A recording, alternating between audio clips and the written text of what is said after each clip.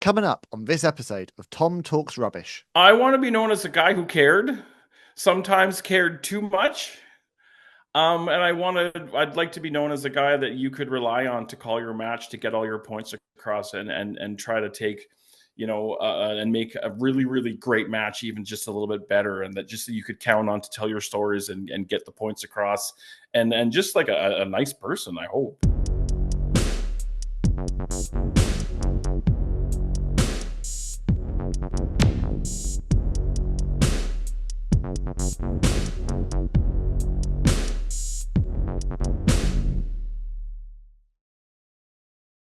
What's going on, guys? It's your boy, Tom Talks Rubbish, and today I'm back with another interview. And today I'm joined by the one and only podcaster, commentator, ring announcer, everything in between. I'm joined by the one and only Boris from Love Wrestling. So welcome to the show. Thank you, sir. Thank you for having me. This is going to be fun. I've been looking forward to it since I got the notification. I'm really excited to chat with you. But before we discuss any of your work within wrestling, we need to know, Boris, where did you first discover wrestling as an overall fan? I started watching wrestling in the mid 80s with my dad. I was born and raised in Calgary, so right in the heart of Stampede Wrestling, and they had TV. Every Saturday afternoon, we had Stampede Wrestling at 1:30. And then after that was the WWF show at the time called Maple Leaf Wrestling, and at 2:30. So that was that block every Saturday, and that's kind of where I fell in love with it. And then Saturday night's main event happened, and it just kind of snowballed from there. But yeah, right in the heart of Stampede Wrestling is where I started.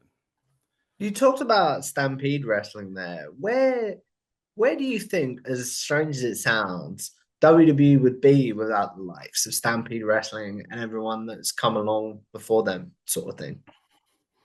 A lot of amazing talent obviously came from Calgary and from Stampede, but I think you could say that about all of the territories that they robbed people from, or however you want to word that. It's history that's been gone over 1,000 times. But Yeah. obviously, the Hearts contributed a substantial amount, and a lot of great talent came through Stampede, Junkyard Dog, and yada yada yada. So, I mean, they definitely had a huge impact on the 80s, and that's even felt today with Natalia and Tyson Kidd, and now Tyson Kidd's working behind the scenes. So that ripple effect has gone from the 80s to today, and it's pretty cool to see.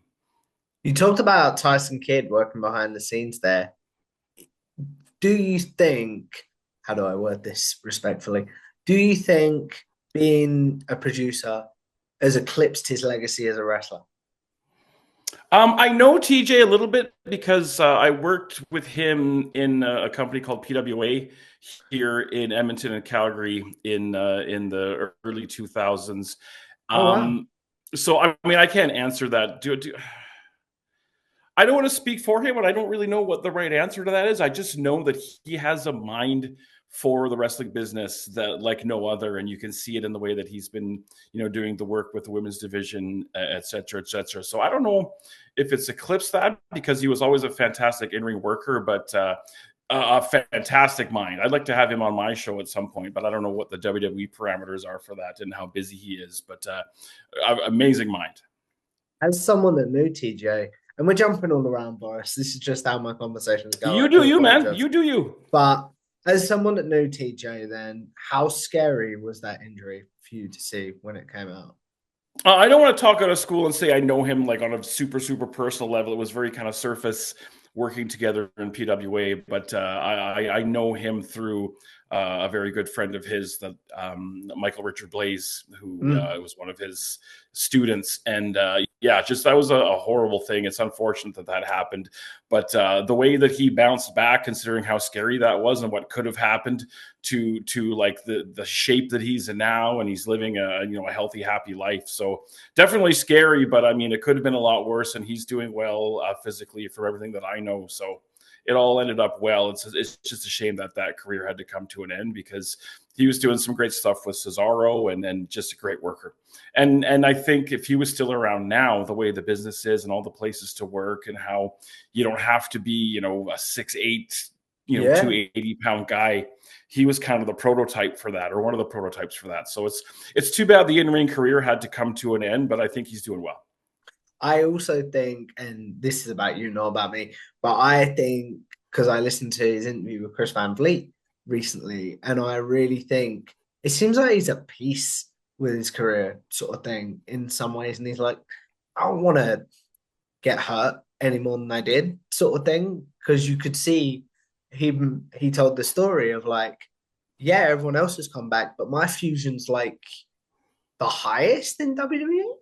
I Okay. think something like that. Does that make sense? So he's like, I don't want to get hurt any more than I was. So I think that's cool that he's found peace within his career. But yeah, and I don't want to. Sorry, I don't want to speak for TJ, but I think in a situation like that, you kind of have to, or else that's just going to eat you alive in your brain. So you kind of have to get to that point and accept reality and move on. And it looks like he's done that. And yeah, quality individual, great human being. I understand what you're saying completely there. You brought up there, obviously, we started talking about your dad and things like that before we went off on that tangent. I didn't expect. I do apologize about that, by the way. You brought up watching wrestling with your dad. Was it something that he was like, sit down, you might enjoy this? Or was it like he'd watch it and you just called it out the corner of your eye sort of thing? I honestly don't remember how it started. I don't have that definitive moment of like a lot of people remember when they, I remember the first match I ever saw, but I'm also like, I'm almost 50, so I'm old and I've been hitting the head a lot. So I don't have a great memory. Just to me, it was just always something that was there. I don't remember the beginning. It was just always something that was there. So when it is there, is it something that you're like, I need wrestling in my life? Did you try and find wrestling outside of Canada and WWE? Or was you someone that was content to watch what you had? When I was younger, I was just kind of content to watch what I had. We ended up eventually, we got TBS on our cable a few years later. So we ended up getting a little bit of WCW. So, I would watch WCW Saturday night. And there's a lapse in my wrestling fandom where I watched it when I was young. And then when I kind of got into my early teens, I stopped watching wrestling. The way I explain it is I grew up, but wrestling didn't. It was still kind of aimed at kids, and you had the garbage man and all that stuff. So I stopped for maybe 4 or 5 years. And then in 97, I caught an episode.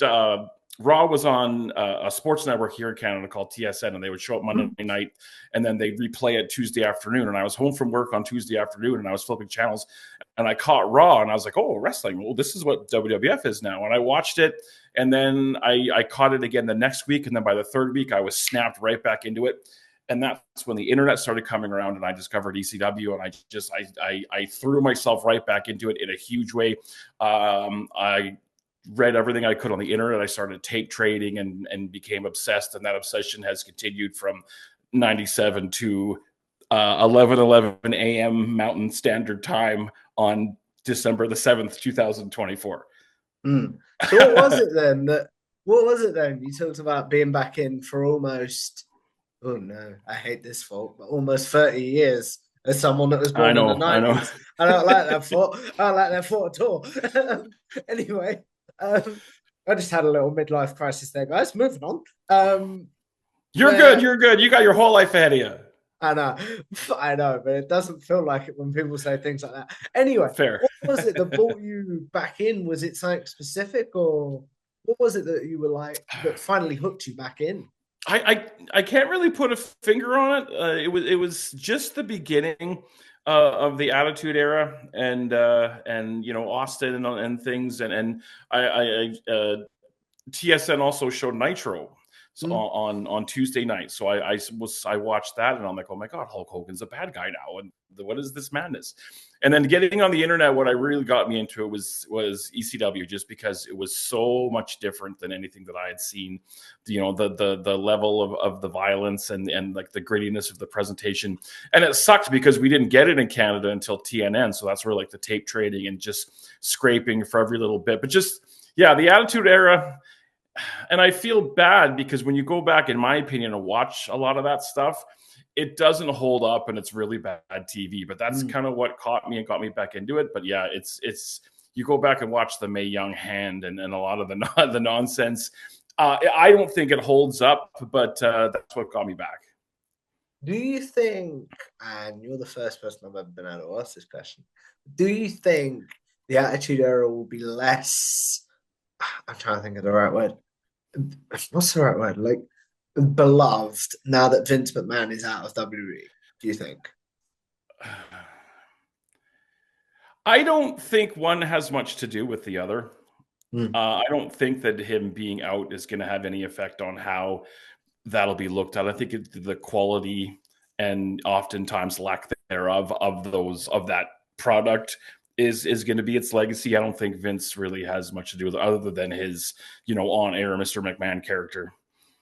I understand what you're saying completely. Why am I the first one to ask that? Is it because I'm so old? No, it's just not something. I'm teasing you. I understand, good stuff, but it's not something that's come up because a lot of the people that I've had on recently have been like, the Attitude Era was great. I don't see a problem with it even now. Do you know what I mean?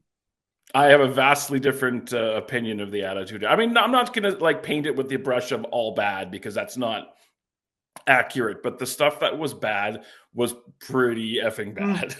Oh, I agree. So then you talked also. How old are you, if I may ask? If that's okay. Yeah, that's cool. 25. So you were born in 99? Yeah, but I didn't get into wrestling until 10 years later. So. Oh, okay. So you got a lot of homework to do. Oh yeah. Oh, I've gone back and watched stuff, and to be honest, as someone that didn't grow up with the I hate this phrase, so cliche, but you'll know where I'm going with this. Rose tinted glasses. Yeah, the Attitude Era does not hold up. Do you know what I mean?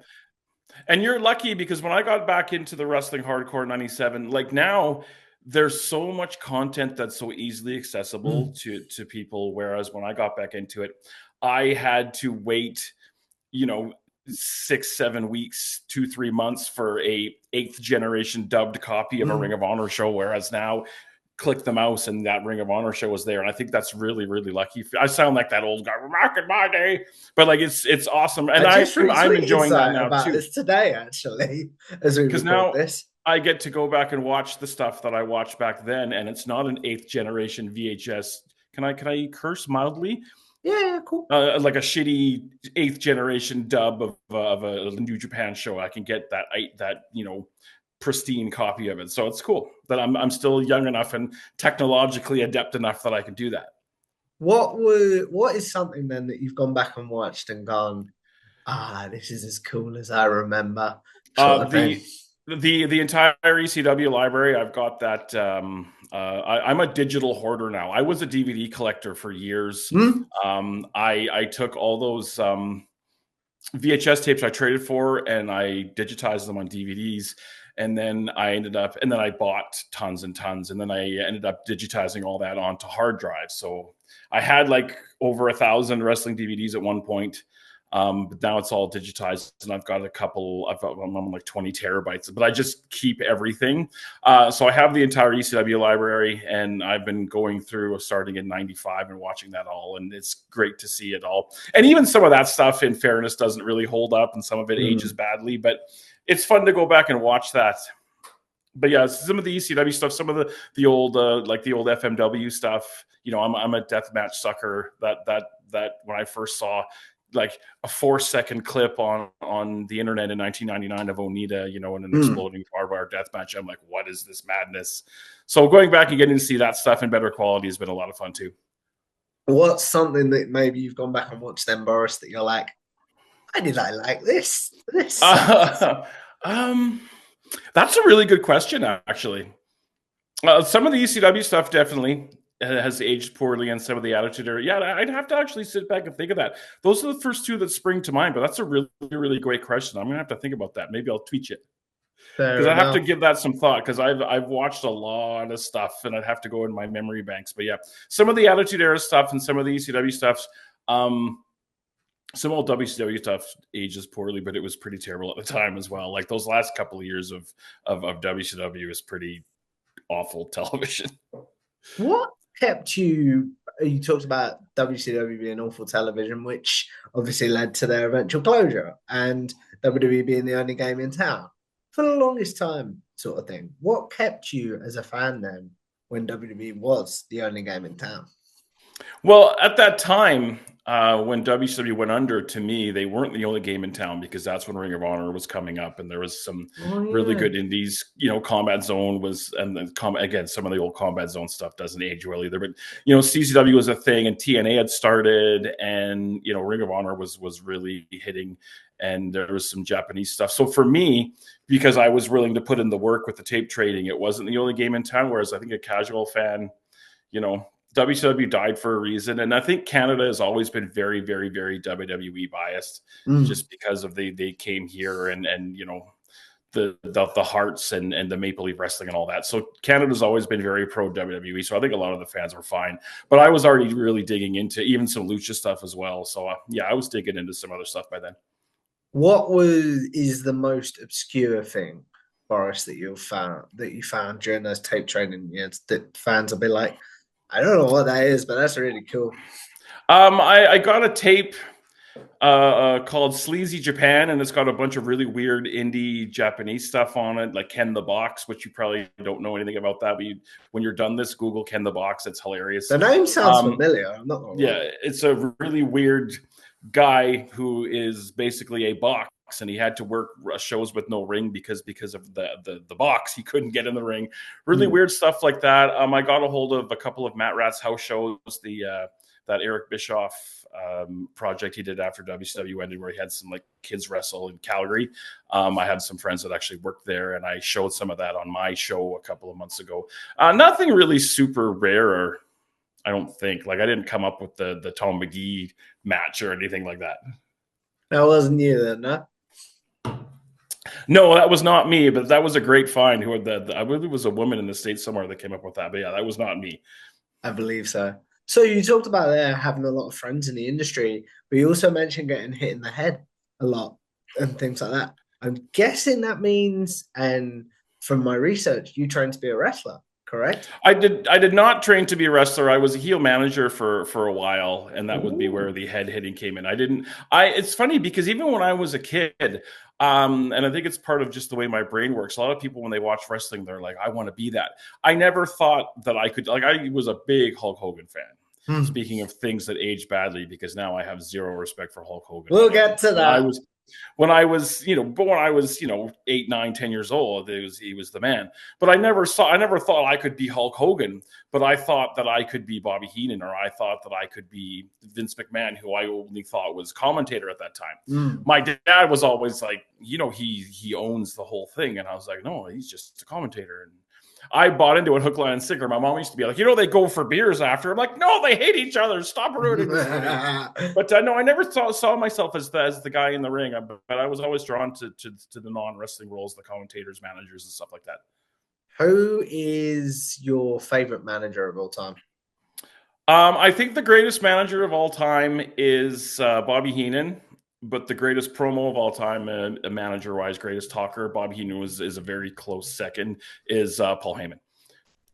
People always ask me if you could have a working lunch with anybody in the wrestling business, living or dead. I always say Paul Heyman, because I'd love to pick his brain, and I'd also like to play him my commentary and have him give me some pointers of what I could do better at, because I think he's got a mind too, and just he effortlessly cuts these just riveting promos all the time. I have so much respect for that guy. You talked about a little bit there, but why does Paul Heyman speak to you as a fan? Like I just said, just the effortless promos. He everything he says, you hang on every word, and even if it's not important, he makes it sound important. He can make a non-important moment important, and he can make an important moment even bigger. The business practices of ECW, obviously there's some shady stuff back then, yada, yada, yada. I was a fan of the ECW product as well, but just when he's on screen, you have to watch, you have to focus, and he has that. And that's something that I wish that I had, that when I was on screen, that something important is going to be said, even if it's not important, just because of the way it's delivered. What about Bobby Heenan? Why did he speak to you as a fan, as someone that went on to manage people? Because when I was younger, I hated him so much. And when I got older and smarter and realized that's because he was so good at what he did that I hated him so much. And him and Gorilla also like just great commentary team, and just riffing off each other was always entertaining. But like when you get older and you get smartened up a little bit, you realize the guys you hated were so good at what they did, but it also made the guys you love even more because of all the dastardly evil things that happened to them. So yeah, he was just, I hated him, hated. And it means, I respected him so much. We talked about a little bit about my fandom there, but as a Canadian, you'll appreciate this. Edge / Adam Copeland was that guy for me. And with the era that I grew up in, it was like, I hate you. You're evil. Do you know what I mean? Mm-hmm. So I was watching wrestling during the whole Matt Hardy situation, the whole Money in the Bank cash in, and all of that. And even though I didn't know about the backstage things, even then, I was like, yeah, I don't like you. But then now, whenever he's on screen, I'm like, yep, my favorite's on screen. Let's watch, if you know what I mean. No, I totally get that. That's absolutely, yeah, I agree. What was your thoughts then? You talked about Gorilla and Bobby Heenan being a great tag team. Why did they speak to you, first of all? And then second of all, what was your thoughts on JR and Heyman's commentary during the invasion?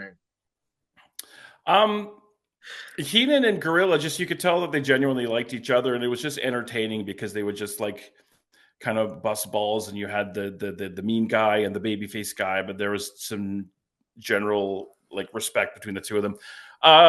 I don't think that Paul Heyman was a great commentator. I can't really point out too much about his commentary with JR. I don't really nothing really sticks out memorable, like good or bad, other than he said 1 second away a lot during near falls. That got kind of, I don't know. I just remember him saying 1 second away whenever there was a near fall. But no, nothing really sticks out of that. I don't even know how long they did that for.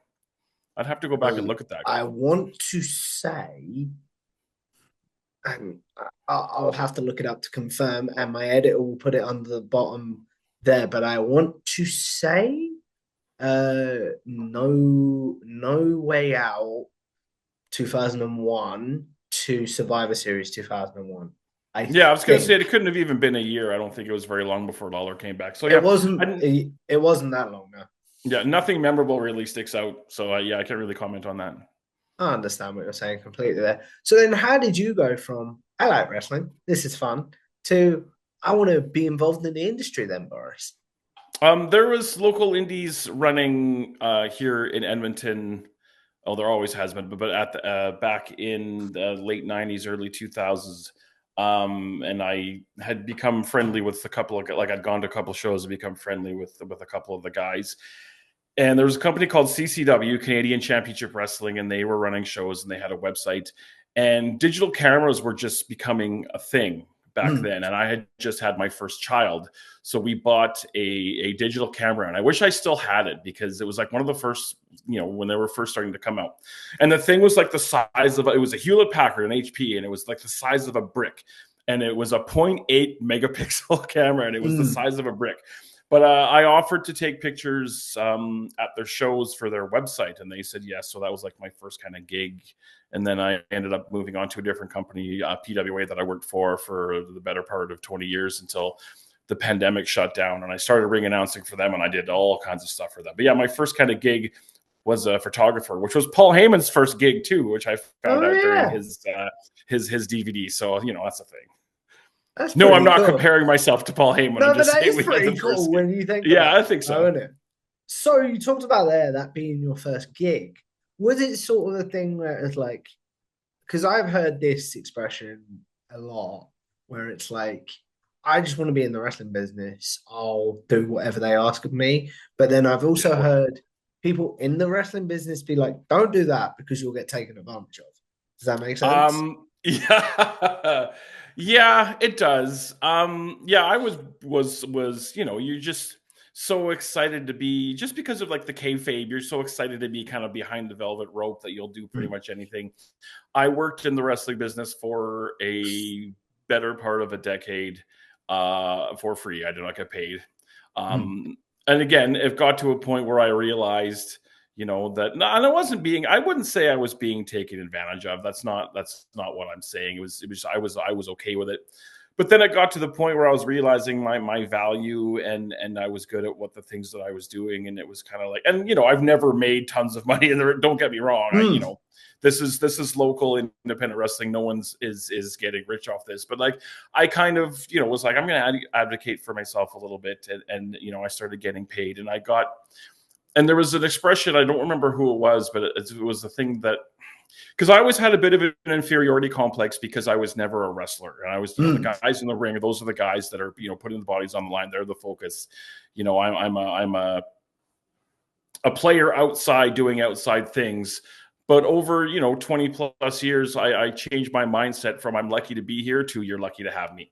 And that sounds kind of conceited, and I don't mean it that way, but it's just, I advocated for myself because I got good at what I did, and I started to realize what I'm contributing is important, and yeah, I'm not good at explaining things. That was a lot of words. No. I fully understand what you're saying, which gives me some follow-up questions, which I really appreciate, by the way. So you talked about there being like, I know my value, for lack of a better word. Was there a specific show that you're like, I can't do it, or a specific moment in your life that coincided with a show that you're like, I can't do this for free anymore? Not really, no. But I realized that a lot of the hats that I was wearing, because in PWA, which is a beloved company here in Edmonton, that shut down during the pandemic, and then Love Wrestling started, and Spencer took me in. Thank you, Spencer. We'll get to that in a second. At one point in PWA, I was running the website, running the social medias, designing posters, filming shows, editing shows, commentating shows, making DVDs. I was doing like just about everything that did not involve me getting into the ring. And don't get me wrong, it was a lot of work. I loved it, but it was a lot of work, and it took up a lot of time.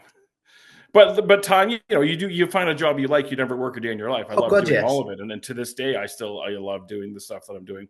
There was a brief time where there was some frustration and some burnout, and I stepped away for a little bit. But I missed a couple of shows, and the blood was like, no, dude, this is in your blood. Go back, and But sometimes you got to kind of center and reset yourself a little bit, and that's what I did. But yeah, I forgot the question.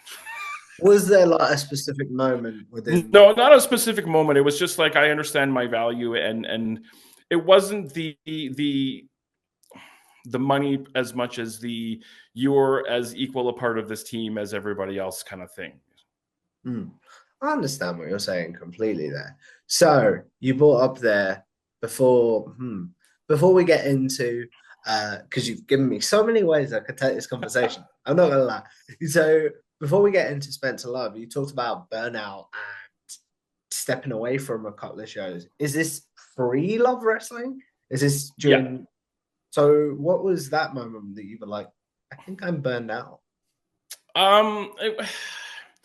It's so hard to explain because I don't want to go into too many specifics, but there was a moment at a show afterwards where there was a bit of a disagreement that I had with a talent, and I realized looking back now that I was the one that was in the wrong. I don't want to go into specifics, but I was in the wrong, and I went to the promoter, who is a friend of mine to this day, and I was just like, I'm not having fun with this, and I'm out. And I was only gone, I want to say, for 2 or 3 months before I was back again, because when the shows are happening, you're not there, you get the FOMO. But it was just one. It was, and looking back, it was just a stupid thing. But I've never really spoken about this before, but I was completely in the wrong. And I was back right away, and everything was smoothed out and cool. It was just one of those stupid things that happen, that is a teeny thing that gets blown into a big thing when it was only ever a teeny thing. But but I was back right away, and all is well. This was like 10 plus years. This is a long time ago. No, I understand. I really do. What have you put in place then? Maybe you haven't, but like, what have you put in place then, Boris, to be like, I don't want to feel burned out anymore, to I want to enjoy wrestling? Nothing really. I mean, things are a bit different now in Love Wrestling than in PWA because I don't have to wear all those hats because there's an entire crew of people doing things in LPW that I was doing for PWA. And again, I'm not trying to like put myself over that was so important, but just there's people doing the things that I was doing. So I only really wear the commentary hat in LPW, and then the Love Wrestling side, I do the streaming, which I love. But I'm having so much. I'm probably the happiest I've been in wrestling now. I'm having everybody, the crew at Live, everyone's so positive. It's great. So I haven't really had to put anything in because everything's been really good since then. What about as a wrestling fan? How do you maintain your fandom but also not feel burned out that like you've oversaturated yourself by watching wrestling? Yeah, it's funny that you mentioned that because I've switched around some things because I watch a lot of wrestling because I love it, but I was finding certain things like when Ring of Honor came back under the AEW banner, I started watching the TV just because I've been a Ring of Honor fan since day one. I really love the company, so that company has equity in my brain, and I was watching the show. God, I probably watched like 30 weeks of the new Ring of Honor TV, and I found I'm not really enjoying this. I'm just watching it out of habit. So I'm going to take Ring of Honor out. I'm going to put TNA in. And I put TNA in, and because I watched TNA when they first came out as well, and I was enjoying it, but I kind of fell out with it.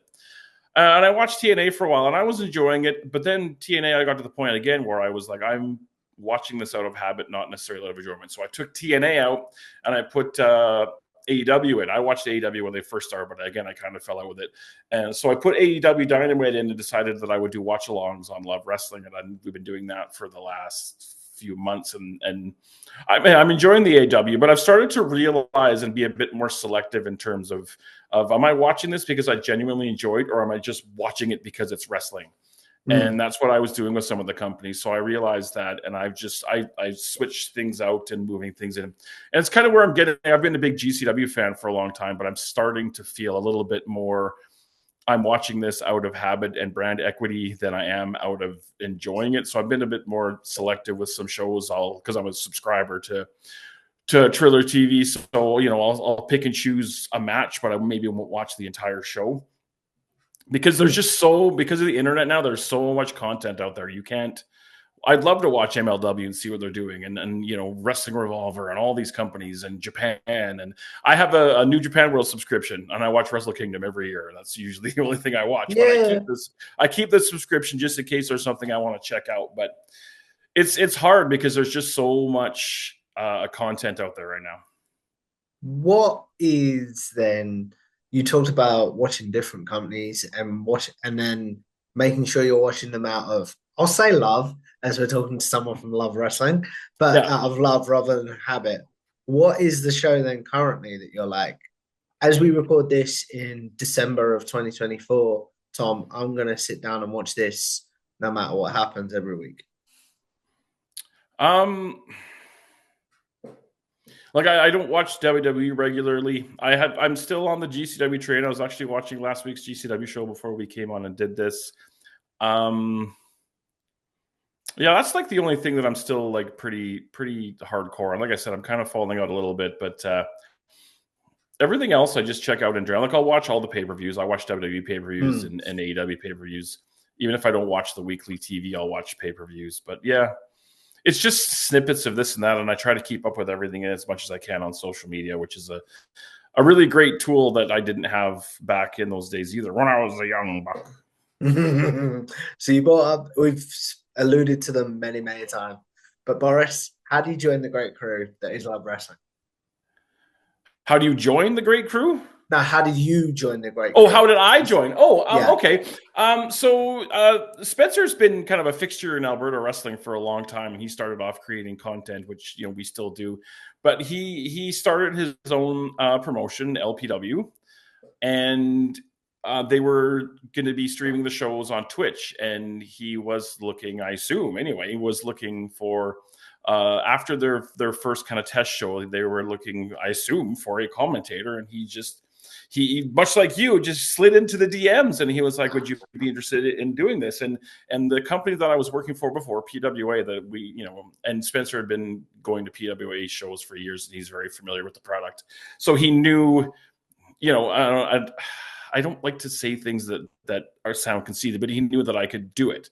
I know what you mean. He came to me and he's like, "Would you be interested in hopping on board this project?" And I jumped in with both feet because the behind that microphone is where I feel most comfortable. I love calling wrestling shows, and I was like, "Absolutely!" And 2 years later, and I don't know how many shows it's been because there's 2 a month now, but I've done every show and I've been loving it.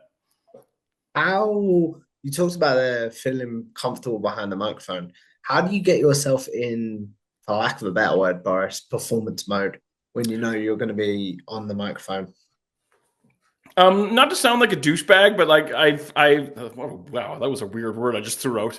I've been doing it for so long that it's just like, I think like a wrestler getting ready, they just kind of know it's go time. But I always make sure that I'm prepared. I have my booking sheets, and if there's new talent that I'm not familiar with, because Love's been bringing in lots of awesome talent, I do my research so I know what I'm talking about. So just because I have all that, I know that I'm confident, and I know that when it's time to go, I have all my information in front of me that I need. And I don't know, I've just been doing it so long. When that music hits, when it's 7:00 time for a party hits, which you don't know because the fans don't see it, but that's a video that we play before every show. It's an old London Choir Boys song, because we start our shows at 7:00. When that song hits, I know it's go time, and I'm just ready to go because I know that I've prepared, and I know what's going on, and I'm good to go.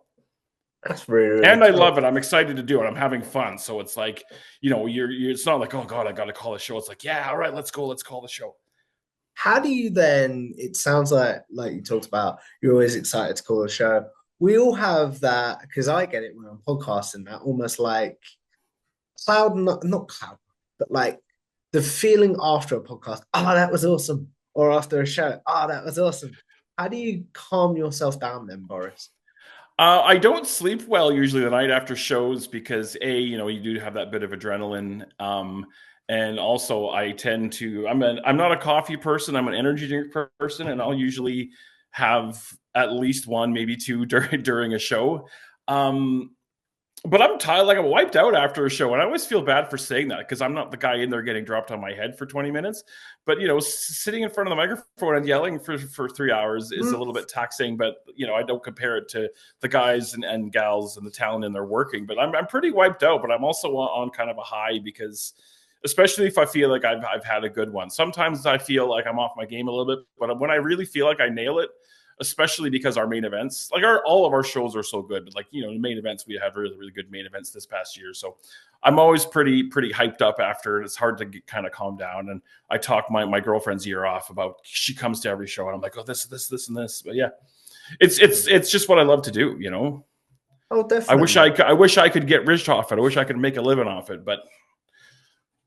You talked about you wish you could get rich off it and things like that. So what is your ultimate goal as a commentator then, Boris? I mean, I've put myself out there on social media and offered myself up, and put out, all my stuff on the Love Wrestling YouTube channel. So you can go and hear me call the shows. It's hard geographically here, kind of in Western Canada, Alberta, where we call ourselves a bit of a black hole. It's hard to get noticed. And there's just not a lot of spots. Like every show, indie show, is going to have 15, 20 wrestlers, workers on it, a couple of referees, and only one, maybe two commentators. So there's not a lot of spaces, and every company has their guy. So I put myself out there, but there's just not a lot of spots, and not a lot of companies. I can spend X amount of dollars to fly in Donovan Dijak, or I can spend X dollars to fly in some schlub from Canada. They're obviously going to pick, Donovan Dijak or that indie talent. So it's hard to get out there. My goal the past couple of years has been to call a show outside of the province and move into some, but it just hasn't happened for me. And it's been discouraging, but I'm very, very happy in my role at Love, but I'd love to branch out and get a chance to work some more shows for some other companies. If somebody wants to find a clip of your work, Boris, to be like, because I'll ask you the content you wish to be remembered for and not later, but currently, if somebody wants to find a call that they're like, yes, that's a Boris call, what's the call that you're like, yeah, that was me, that's cool? If you go on to the Love Wrestling YouTube channel, you can find all the LPW matches, and I mean, I'm proud of any of them, but there's some really good main events we've had Kushida and Blake Christian, and there's some really good storytelling things we've been doing with the Clandestine Society and with the Rads and with Seven. So there's some really good stuff that I've had to, sink my teeth in. And it's, it's fun to call matches and call moves and wrist locks and headlock takeovers, but it's also really fun to help further those stories along. So any of those you can go and you can watch and you'll see kind of what I do. And if you go to PWA Wrestling CA on YouTube as well, it's kind of getting dated now because the last time PWA ran, I want to say it was 2018, which is 6 years ago, which is crazy. But the tail end of that's really good. Don't go and watch the early stuff because I sucked. But the last couple of years, I really started to hit my stride. But it's like when you first start anything. Like I'm sure you ask a lot of wrestlers. Watch my early podcasts, dude. Yeah, like their first matches, they're mortified, and I go back and I watch like way back in like the early 2000s or mid 2000s when I first started, and I'm awful. And it makes me feel better about how far I've come. But yeah, any of those places you can find and get samples of what I'm doing. But I have good stuff to work with because I have great, there's awesome talent in the ring and great booking and stuff. So it makes my job, easy for lack of a better term. I know what you mean, definitely. Who is the person that you're like, oh, I get to sit next to them this week or this month? Who is the person that you're like, that's cool, I love commentating with them? The vast majority of my career, I have called, I want to say 90+% of shows I've called alone. I have very, very, very rarely had somebody call shows with me. So I don't really have that. We have brought in, we were talking off the air, we were talking about Veda Scott and LPW have brought them in a couple of times. And I've got a chance to call shows with Veda and it's been super fun. They've been really cool. And I've asked for advice and stuff. But yeah, mostly, and that's why like Joey Styles was always a big inspiration to me because he called so much ECW by himself. But the vast majority, even like to this day, I call stuff by myself. How do you make your commentary calls sound different then, Boris? If you're calling a show from like a 2-hour show, for example, how do you make every match sound different if you're doing it solo? Well, I mean, every match is going to have kind of its own story. So that kind of does that for me in a way. It's hard for me. I find sometimes I get into, I don't think every commentator does though. I have certain phrases that I say over and over again. Like, I try to find, I try to find different ways to say, how somebody kicked out or somebody did something, something very common that happens in a match. I try to find different ways because if that's going to happen, 3-4 times a night, I don't want to say the same thing each time. But each match has different stories with different characters and different personalities, so it makes it easy for me to just focus in on that. Because I know you said you did some managing and stuff as well, if Spencer Love came to you, very similar to like Jonathan Coachman in WWE, and was like, we want you to manage, we want to take you off the commentary booth, would that be something you'd be interested in? I would love to do. Managing was so much fun. I love being out in front of the crowd and cutting promos and having 300 people tell you that you suck is really, really fun. I would absolutely do it. It's been a long time since I did that, but it was I would absolutely jump at the chance. There's been little tiny drams of talk of that, but I don't see it happening anytime soon. But if he came in and said, we have an idea we want to do with you, I would absolutely listen to it for sure, because super fun. What is then, Boris, your advice? Because you talked about Vader Scott giving you advice and things like that. What is your advice for up and coming commentators and people involved in wrestling that want to further their brand? Know what I always say, because I've been asked this a little bit, not a lot, but always like know what you're selling. Know the talent, know the story, know the moves, know the guys and gals. Sorry, I use the term guys, and I don't want to single out the ladies, but guys is like a general term. But like know the talents. And I'm bad for this sometimes. I have to write stuff down because I forget. So and so calls this move this. I have to, but know the talents, moves, know a little bit about them. Know the stories of your shows and talk to the talent, because when there's a new talent that comes in, I will reach out to them oftentimes through Instagram, just introduce myself and say, I'm Boris, I'm the commentator for LPW. Can you tell me a bit about your gimmick, your character, move names, etc. And on more than one occasion, I've had people say, I've never had a commentator come to me and ask me these things. So yeah, feel free to go and talk to the talent and learn about them, talk to your bookers, get, if they don't do booking sheets, try to get some sort of thing written out so the high points, and just have fun, throw yourself into it, and don't be afraid. I understand what you're saying completely there. As we look at wrapping this up, Boris, I have 2 questions for you before we do my generic wrap-up questions. But I'm curious to know, if you stepped away tomorrow, what would you want your legacy to be in this wrestling space? And would you view your career as a success? If I stepped away, I want to be known as a guy who cared, sometimes cared too much. And I'd like to be known as a guy that you could rely on to call your match, to get all your points across, and try to take, and make a really, really great match even just a little bit better, and that just you could count on to tell your stories and get the points across, and just like a nice person, I hope. What about, would you view your career as a success? I mean, yeah, I'm not.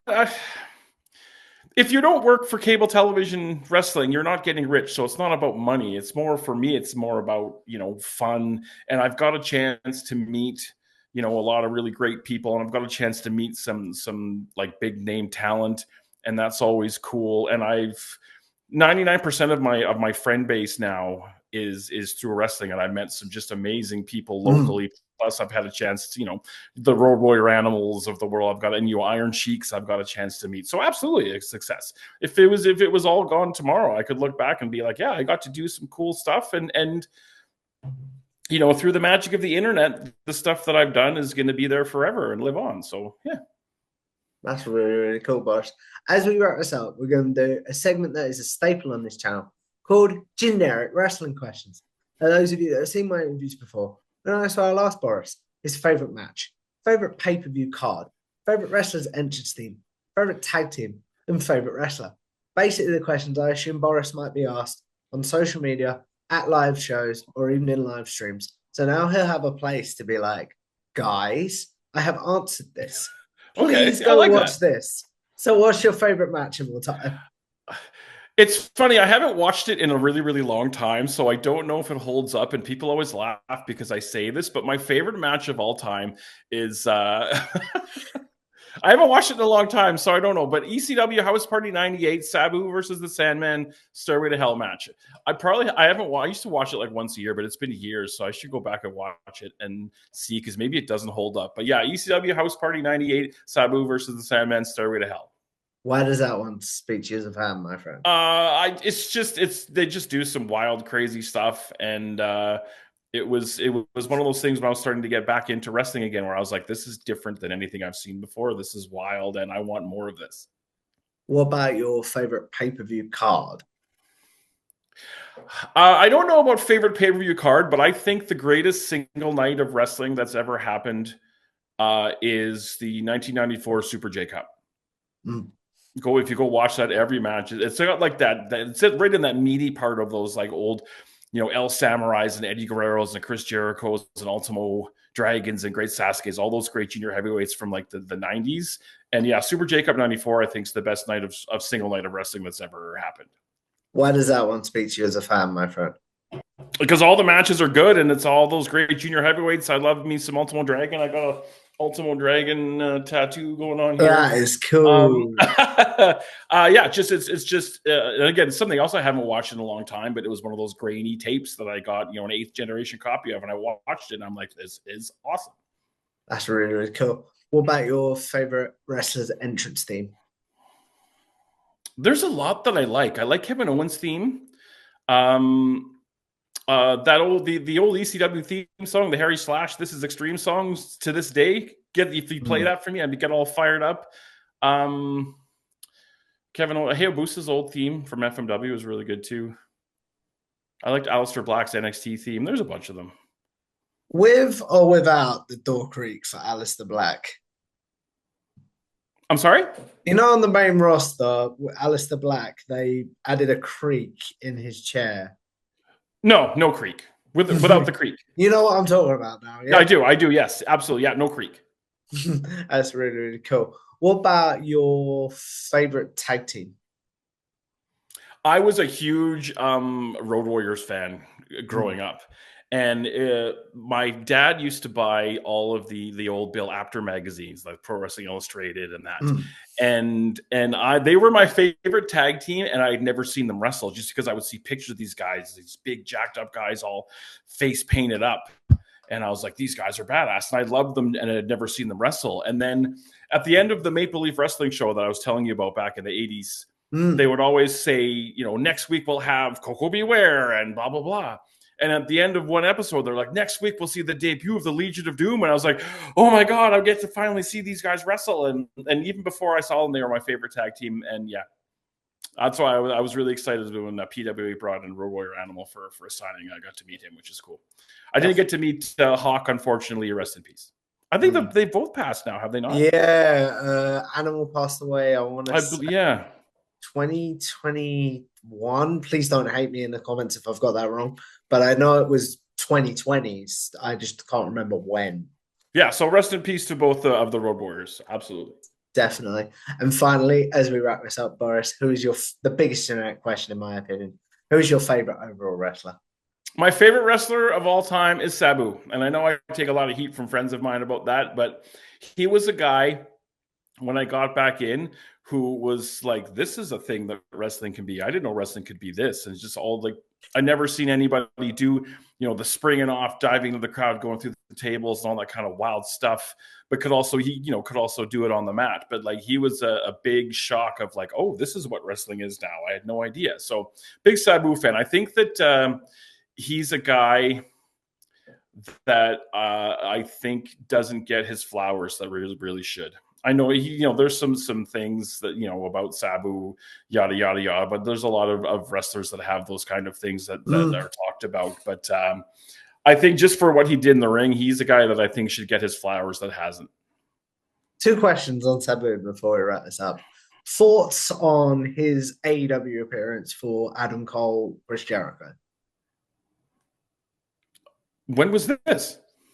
Double or Nothing it was either this year or last year. He showed up. Don't remember if I saw that. Was he bald? I believe so. I don't know if I saw that. Okay, I should have had a notepad to write down stuff because I've got a lot of homework after this. I don't remember if I saw that. Okay, let's try this one. Thoughts on him being taken out of the Elimination Chamber? The Elimination Chamber? I was so pissed. That's a show that I actually go back and I watch usually once a year around Christmas as a goof because it's just so atrocious. And it just like when they brought back ECW at first, like everybody who was like a big ECW loyalist like me, we knew it was a horrible idea, but that pay-per-view was like the nail in the coffin. And I was super pissed. There was a story about why it happened that I don't remember, but yeah, I was not happy at all about that. I believe and I don't want to crap on him because he's your favorite, but like, I believe the thing that I read either at the time or in recent years was he refused to adapt to the WWE style. So they were like, yeah, I could see that. And I talked about being a digital hoarder. That's like one of the worst pay-per-views of all time. And I have 3 different versions of that. I got the live pay-per-view version that happened, the DVD version they put out, and then the WWE Network version they put out. So, yeah. Yeah, I was bummed out about that because that's one of the only things about that pay-per-view I was looking forward to because I knew it was going to be dog shit, pardon the pun. Although the Eminem Hardy smash off the top was good, but it was just downhill from there in a big way. I fully agree. I was about to say it's a beautiful way to wrap this up, but that's really not. But as we wrap this up, Boris, the question I end this show on is, I believe as YouTubers, podcasters, people involved in wrestling like your good self, or even just people with social media, we're all sort of going to live forever in a very strange way if you think about the world. So it's one piece of content you're like, what is one commentary appearance, one piece of content from your show, one piece of content from Love Wrestling's content creation side that you're like, I'd like to be remembered for that. And then what is one that you're like, yuck, please forget about? There was one call on a show happened a long time ago. It was a PWA show where the main event of the show was Michael Richard Blaze and Teddy Hart, and they did this insane spot at the end of the match. They did like there was a ladder set up, and then another ladder bridged between the ladder that was set up and the ropes. And then they set a table up on that bridge ladder and did a flipping pile driver off the top. And Michael Richard Blaze is a very, very good friend of mine. And the spot was horrifically scary looking. And I screamed when it happened. And I don't do that because I don't like commentators that scream during spots because I think it takes away from the spot. But I screamed during the spot. And then Kurt Sorokin, who was a promoter of PWA, was calling that match with me. And that was the finish. And there was the 1, 2, 3.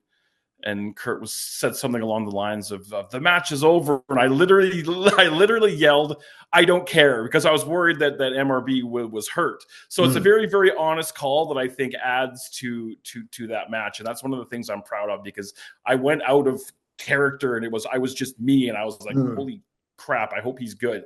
What I don't want is probably the first 5 years of my commentating, because I did a lot of it or all of it actually we did in post. I didn't start calling the shows live in PWA until the last couple of years. So a lot of it was done in post, and I had seen the match twice already that night. And then when I edited it, and it's just, it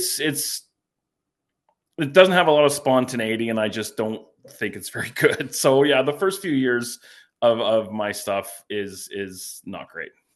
Just quickly as we wrap this up, Boris, I just thought of another question before we wrap this up. You talked about there not liking commentators that scream, but also that Joey Styles is a big inspiration for you. So what is your thoughts on Joey Styles? Oh my God. But he didn't do that as it's happening. He did it afterwards. I don't like when they do a big 450 through 18 tables wrapped in barbed lit on fire, and as the guys in the air, they're like, ah! I don't like that. I feel it takes away from the spot. You can react after it's done, but during it, you need to hear that sound. You need to hear the pop from the crowd, and after that's done, then you can say whatever. And I also don't like commentators when something really violent happens and they laugh. You see that a lot in deathmatch wrestling. Oh yeah.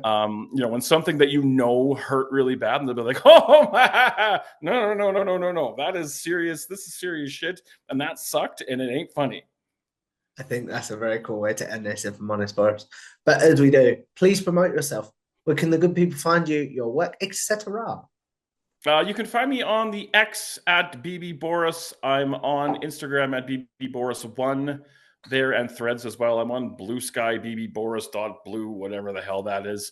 I have a couple of different broadcasts I do on Wednesday nights. I do a AEW watch along.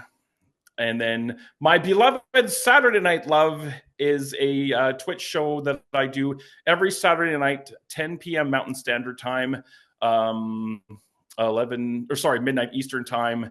It's kind of my version of a late night talk show where we just have on people and we just talk and have fun and do funny segments and just kind of mess around. Tonight, I don't know when this is going up, so it'll probably be up after today. It will be 2025. I will be totally honest. Oh, okay. So, well, in the past, so for instance, tonight I have Oren Veidt on, who I'm excited about. It's an American Deathmatch wrestler I'm a fan of. So yeah, you can check that out every Saturday, and I believe it's all on demand on the Love Wrestling Twitch, which is twitch.tv/LoveWrestlingCA. And then again, you can see me the last Friday of every month, not this month because it's December, but LPW's live events last Friday of every month on IWTV. It's well worth doing, guys. One of the hardest working people in this space, but one of the nicest as well. So if you guys like this, make sure you like, share, and subscribe to Tom Talks Irish on YouTube. Follow me on Twitter or at Tom Talks Irish, and I will see you in the next one. Goodbye now. Thanks for watching this Tom Talks Rubbish conversation. Before you go, please make sure you leave a like on the video, share it around, and subscribe to Tom Talks Rubbish on YouTube, as well as follow Tom Talks Rubbish on Twitter/X.